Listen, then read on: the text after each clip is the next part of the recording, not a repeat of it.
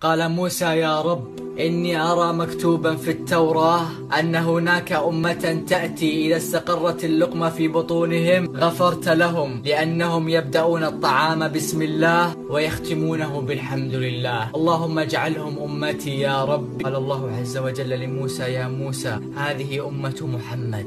فقال موسى: يا رب، إني أرى أن هناك أمة إذا هم العبد لفعل سيئة فلم يفعلها وتركها من خشيتك كتبت له حسنة.